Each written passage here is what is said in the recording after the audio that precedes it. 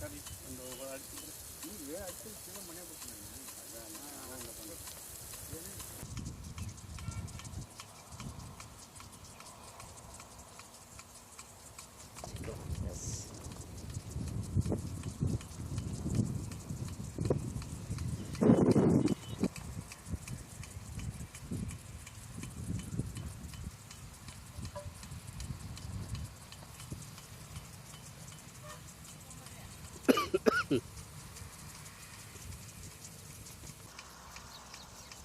Hello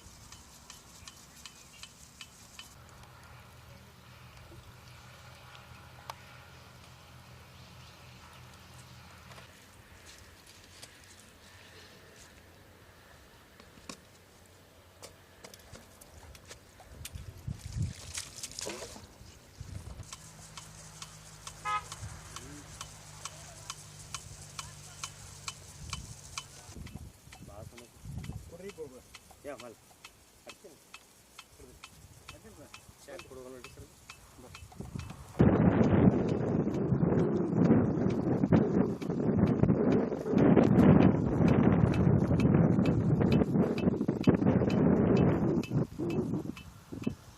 ಹಂಗ ಮಾಡ್ತಾರೆ ಅದೊಂದು ಸಪ್ರೇಟ್ ಮಾಡ್ತೀವಿ ಹೌದು ಏನಿದು ಕರೆಕ್ಟ್ ಆಯ್ತು ಪೇಪರೇ ಬಂದಿದ್ದ ಅಕ್ಕೆ ಕ್ಲಿಯರ್ ಇರಬೇಕು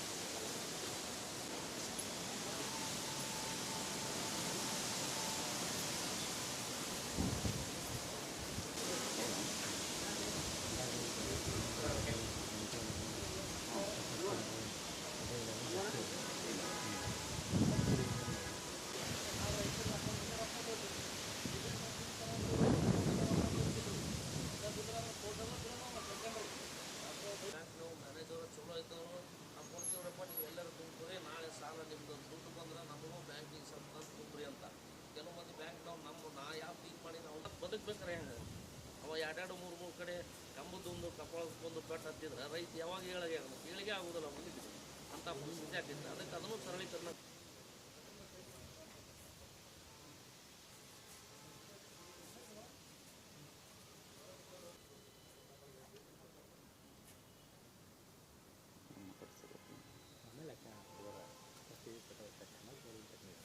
ಉಪಯೋಗ ಆಗೋದಿಲ್ಲ ರೀ ರೈತರಿಗೆ ಎಷ್ಟು ಸಾಧ್ಯ ಐತಿ ಅಷ್ಟೆಲ್ಲ ಅನುಕೂಲ ಮಾಡಿಕೊಡ್ಬೇಕು ಇವ್ರು ಅಧಿಕಾರಿಗಳು ಮತ್ತು ಜಿಲ್ಲಾಡಳಿತಗಳನ್ನ ಸರ್ಕಾರದವರು ಸೇರಿ ಅವ್ರು ಯಾವ ಇದನ್ನ ಮಾಡೋದಿಲ್ಲ ಬರೀ ತಮ್ಮ ವೇದಾಗ ಹೊಂಟ್ಬಿಟ್ಟ ಇಳಿಯಂಗಿಲ್ಲ ಎಲ್ಲರೂ ಮೇಲೆ ಆಗಿಬಿಟ್ಟಾರ್ರಿ ಹಂಗಾಗೈತೆ ಪರಿಸ್ಥಿತಿ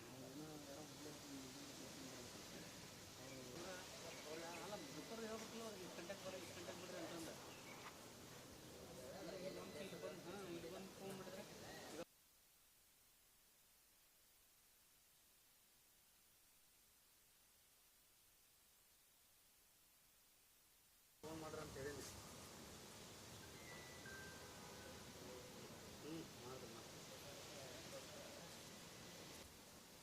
ಸರಿ ಅಡ್ಡ ಸರಿ ಸರಿ ಇವ್ರು ಅಡ್ಡ ಹೋಗ್ತಿದ್ರು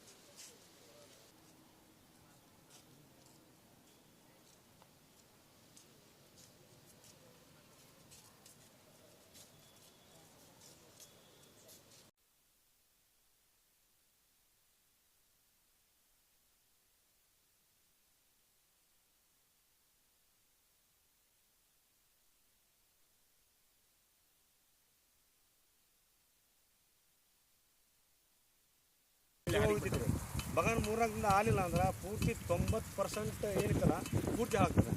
ಅದ್ರಾಗ ಬೇರೆ ಏನೈತಲ್ಲ ಹತ್ತಿ ಶೇಂಗಾ ಒಂದು ಲೆಕ್ಕಕ್ಕೆ ಗರಿ ಒಣಗಿ ನಿಂತ್ಕೊಳೋ ಲೆಕ್ಕಕ್ಕೆ ರೀ ಇವು ಒಂದೊಂದು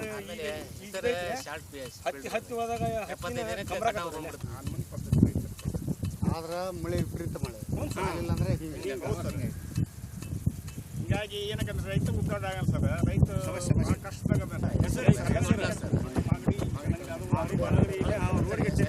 ದೊಡ್ಡ ಲಾಸ್ ಬೆಳೆ ನಾವೆಲ್ಲ 10 ಎಕರೆ ಬೆಳೆ ತುಂಬಿದ್ರೆ ಅದು ಬೆಳೆ ಮ್ಯಾಗಿಟ್ಟು ತುಂಬಿ ಆಟ ಮಧ್ಯಂತರ ಕೊಟ್ಟರು ಸರ್. ಆಟ ಅದಾದ್ರೆ 50-50 ನೀವು ಮತ್ತು ಎಲ್ಲ ಹೇಳ್ತಾರೆ ಮೆಣಸಿನ್ಕಾಯಿ ಆಗೈತೆ ಅಂತಾರೆ. ಅದು ಅವ್ರಿಗೆ ಕ್ಲೋಸ್ ಆಗೋದು. ಕ್ಲಿಯರಿಟಿ ಇಲ್ಲ. ರೈತರು ಬೆಳೆದ್ರೆ ಜಗವೆಲ್ಲ ಹಸಿರಾಗುವುದಂತ ಹೇಳ್ತಾ ಇದ್ದಾರಲ್ಲ, ಅದೇ ಕಾರಣವಾಗಿ ಮಳೆರಾಯನ ಆಗಮನಕ್ಕಾಗಿ ಎಲ್ಲ ರೈತರು ಕಾಯ್ತಾ ಕುಂತಿದ್ದಾರೆ. ಈ ಎಂತೆಂಥ ಸ್ಕೀಮ್ಗಳದಾವಲ್ಲ ಅಂಥವ್ನ ಬಿಟ್ಟು ರೈತರಿಗೆ ಪೂರ್ತಿಯಾಗಿ ನೆರವು ಬಂದ್ರೆ ನಿಮಗೆ ಒಂದು ಅನಂತ ಕೋಟಿ ನಮನಗಳಂತ ಹೇಳ್ಬೇಕಂತ ಇಷ್ಟಪಡ್ತೀನಿ. ಒಂಥರ ಅದೇ ಥರ ಎಲ್ಲ ರೈತರದ್ದು ಏನಿದ್ದಂಥ ಬೆಳೆಸಾಲದೊಳಗೆ ತಾವು ಏಟರ ಅಲ್ಲಿ 50%, 60%, ಇಲ್ಲಿ 70%ರವರೆಗೆ ರೈತರ ಬೆಳೆಸಾಲ ಮನ್ನಾ ಮಾಡಿದ್ದ ಆದತ್ತಂದ್ರೆ ನೀವು ಅವರ ಜೀವನ ಆಡಿ ಆಗ್ತಾರೆ ಅಂತ ನಾನು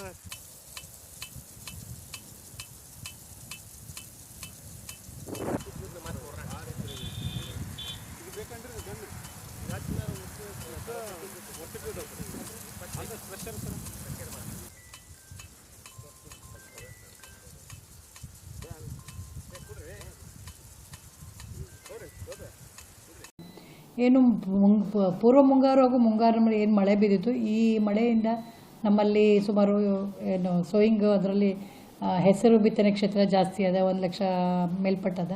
ಅದಾದರೆ ಮೆಕ್ಕೆಜೋಳ ಮೇಜರ್ ಬೆಳೆ, ಮೆಕ್ಕೆಜೋಳ ಸುಮಾರು 98,000 ಹೆಕ್ಟರಷ್ಟು ಆಗಿದೆ.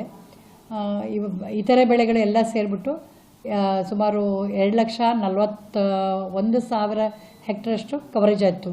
ಟೋಟಲ್ ಕವರೇಜ್ ಆಗಬೇಕಾಗಿದ್ದು 3,14,000 ಹೆಕ್ಟರಷ್ಟಿತ್ತು. ಅಂದರೆ 76% ಕವರೇಜ್ ಆಗಿದೆ. ಮತ್ತು ಈ ಬೆಳೆ ಸಮೀಕ್ಷೆದ ಎಲ್ಲಿ ಹೆಂಗೆ ಯೂಸ್ ಆಗ್ತದೆ ಅಂತಂದ್ರೆ ನಿಮ್ಗೆ ಹೇಳಿ ಬಳಸ್ಬಂದರೆ, ಈ ಹಿಂದೆ ಇನ್ಶೂರೆನ್ಸಲ್ಲಿ ನಮಗೆ ಪಾಳು ಅಥವಾ ಬಿತ್ತನೆ ಆಗದೆ ಇದ್ದ ಕ್ಷೇತ್ರನೂ ಪರಿಗಣನೆಗೆ ತಗೋತಾ ಇದ್ದರು. ಈ ಬಾರಿಯಿಂದ ಅದು ಅದನ್ನು ಪ್ರಸ್ತಾವನೆಗೆ ಯಾವ ವಿನಾಯಿತಿ ಇರೋಂಗಿಲ್ಲ. ಎರಡನೇದು ಬೆಳೆ ವಿಸ್ತೀರ್ಣ ಮಾಹಿತಿ. ನೀವು 2 ಎಕರೆ ಬಿತ್ತಿರ್ತಿದ್ರಿ, 10 ಎಕರೆ ತುಂಬ್ತಿದ್ರಿ, ಆವಾಗ ನಿಮಗೆ ತುಂಬಿದ್ದಕ್ಕೆ ಬರ್ತೈತೆ ಅಂತ ಆಗ್ತಿತ್ತು. ಈ ಸರಿ ಇಲ್ಲ. ಬೆಳೆ ವಿಸ್ತೀರ್ಣ ಎಷ್ಟಿರ್ತದೆ ಅದಕ್ಕೆ ಮ್ಯಾಕ್ಸಿಮಮ್ ನೀವು 10 ಎಕರೆ ತುಂಬಿದ್ರು ನಿಮ್ಗೆ 25% ಆಫ್ ದಿ ಈ ಎಷ್ಟು ಬಿತ್ತನೆ ಮಾಡಿರ್ತೀರಿ ಬೆಳೆ ಸಮೀಕ್ಷೆ ಹೋಗಿರ್ತದೆ ಅದ್ರ 25% ಮ್ಯಾಕ್ಸಿಮಮ್ 1 ಎಕರೆ. ಈಗ 50 ಎಕರೆ ಇದ್ರೂ ನೀವು 50 ಎಕರೆ ತುಂಬಿದ್ರಿ ಅಂದ್ರೂ ಆ ಬೆಳೆ ನಿಮ್ಗೆ 10 ಎಕರೆ ಇತ್ತಂದ್ರೆ 10 ಜೊತೆ ಒಂದು 11 ಎಕರೆಗೆ ಅಷ್ಟೇ ಪರಿಗಣಕ್ಕೆ ಬರ್ತದೆ. ಉಳಿದೆಲ್ಲ ವಿನಾಯಿತಿಯಿಂದ ಹೊರಗಡೆ ಇದೆ. ಮತ್ತು ಇನ್ನೊಂದು ಪ್ರಸ್ತಾವನೆಗಳಿಗೂ ಹಿಸ್ಸಾದು ಅಷ್ಟೇ.